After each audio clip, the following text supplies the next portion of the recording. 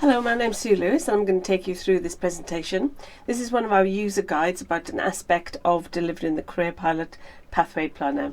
So number one, this is this session, which is an overview of Careerpilot and the Pathway Planner.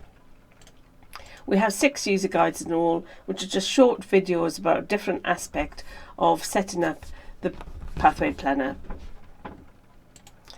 So what I'm going to do is give you a quick overview of how the Pathway Planner developed, a quick overview of Careerpilot, and then talk about the Pathway Planner model. So just to give you some background, we've had Careerpilot for some years. Careerpilot is a free access website if you're in the south of England, or you can subscribe if you're outside our area. And that website's a one-stop careers website for young people from year 7 to year 13.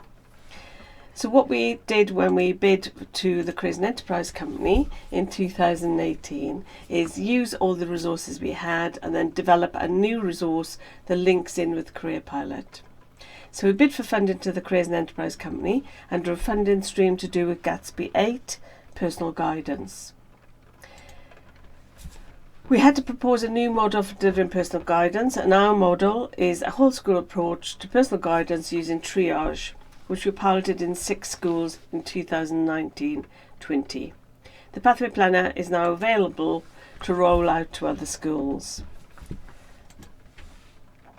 So as I said, Careerpilot, we already had a lot of resources. We had the student zone, a reporting zone where schools can see the young people's choices, an advisor zone with lesson plans and materials, and a parent zone. And we now have the Pathway Planner. So this now is integrated into Careerpilot, and schools can choose to purchase the Careerpilot Pathway Planner as an add-on. So just to give you a quick overview of Careerpilot, you can use Careerpilot right across all your year groups within a school or a college, but the Pathway Planner is specifically aimed at year 11 and year 12. I'll explain more about that later. So Careerpilot is a one-stop shop for young people with all the information and tools in one place. Behind Careerpilot, we're all careers advisors and ex-teachers. We're very passionate about making sure young people get the right information.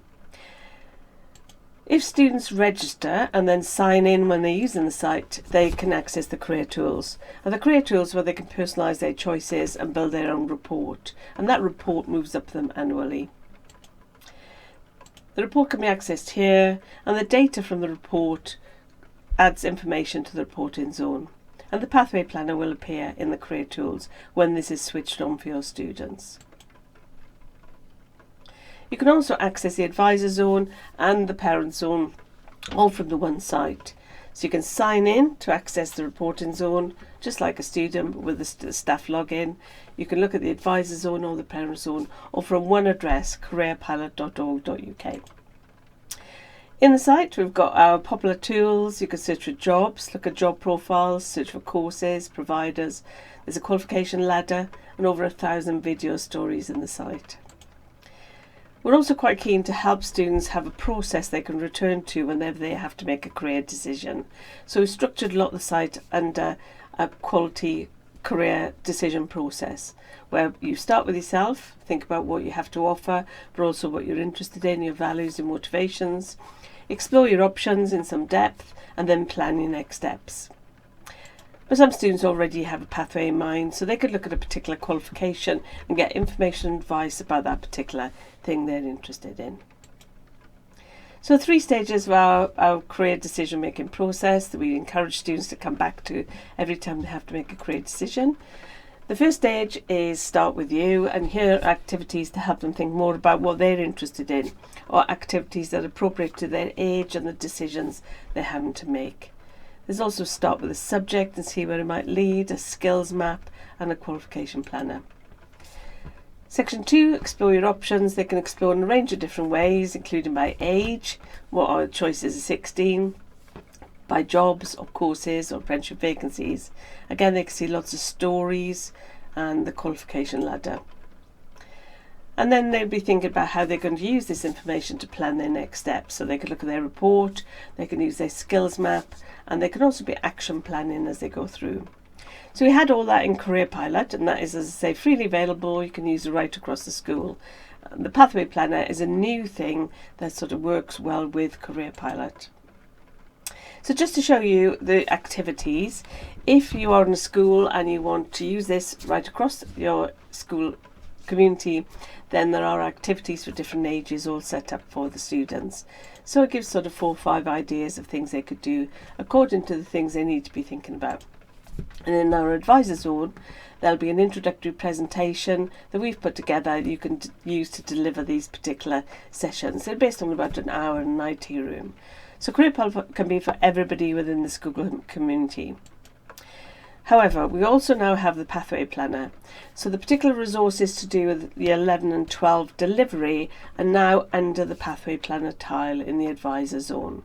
So the ones that are freely available here are really for schools who are not offering the Pathway Planner. The Pathway Planner resources are actually under this tile.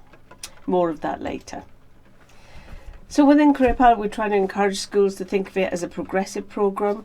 Students can do it every year, but they do slightly different things according to their age, stage and key decision point. And that really helps with Gatsby 1 if you've sort of structured things so there's a progressive programme. And in the site you'll find 5-week PSHE programmes for every year group right up to year 13. And then 20-minute tutor-time activities, which are just fun careers activities for Key Stage 3 and Key Stage 4. And in our advisor, there's lots of resources to help you deliver to students, but also will help you with Gatsby as well. So that is our global offer to all our schools. One thing the students need to be taught when they're using Careerpilot is to tag the things they're interested in. So in the top right of most screens, there's an option to add. So if, for example, a student likes the animal care worker job, they can add that and they'll appear in My Job Sectors, and the job is there as well, and also appear in their big report. So they might be going back in a year's time and realising they don't want to be an animal care worker, so they can get rid of that particular thing. The idea that housekeeping and moving and changing as they learn more about themselves and the options. It all contributes to a report, as I mentioned, which they can view here. And the report can be quite detailed, have all the information on if they've done these activities. And advisors can add their comments, their report essentially, to Careerpilot through the reporting zone at the back end. And then that report is visible to the student and anybody else who's got access to that student. And as I said, the report moves up each year. A snapshot is saved on August the 31st every year, and they can see their previous years, but also they've got their live report that's open for them to keep changing and adapting. There's also a new little dashboard which can be accessed here, which is really a summary of the things they put in their report, and it just pulls in things alphabetically. So if they've got a huge list of jobs, it will just show the ones alphabetically, but it does show the Pathway Planner results as well. So for our bid to the Careers and Enterprise Company, we had to show how our model would meet Gatsby 8, which is a careers guidance session before they're 16 and the opportunity for one after they're 16. We also had to show that our bid hit the criteria of effective guidance that comes from the Careers and Enterprise Company research called Personal Guidance, What Works. So our model is very much about integrating careers into the whole school environment, being delivered in hopefully a nice space, but certainly at an appropriate time, and is very focused on preparing students for guidance and then doing follow-up and delivering effective and professional guidance, because all the people in our pilot we trained up to the level 6 diploma in careers guidance. So this is the model for the Pathway Planner. It's aimed at year 11 and 12, so as I say, you could be using Careerpilot right through the school, but the Pathway Planner is specifically aimed at year 11 and 12. So it's about them being able to recognise the options that are available to them and then actually think about which ones they might be particularly interested in. So every student should have 1 hour in an IT room, or it could be delivered online, where they're going to find out all about their options. And schools will be doing all sorts of interventions about options. It won't be the first time they've heard about them. But on this particular occasion, we're going to make sure they know what the options are and they have some time to explore the ones they're interested in on Careerpilot. At the end of that session, which only takes about 5-10 minutes, they will actually do the Pathway Planner. So this tool is going to then ask them which of these pathways they're interested in. And for the ones they say they're definite or considering, it will ask them, there's a quiz they do, and that quiz will ask them questions about that particular pathway.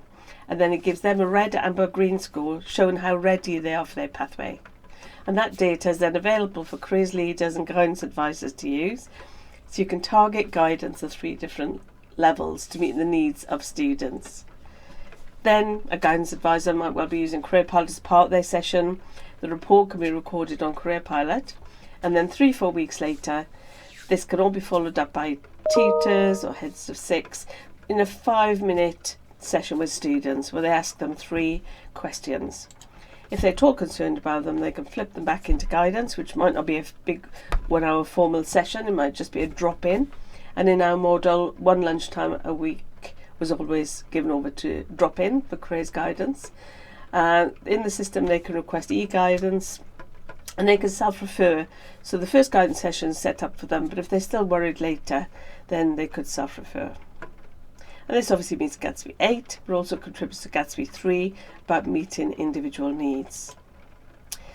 One thing that schools will need to consider when they're going to deliver the Pathway Planner is how they're going to put all the different component parts into their programme.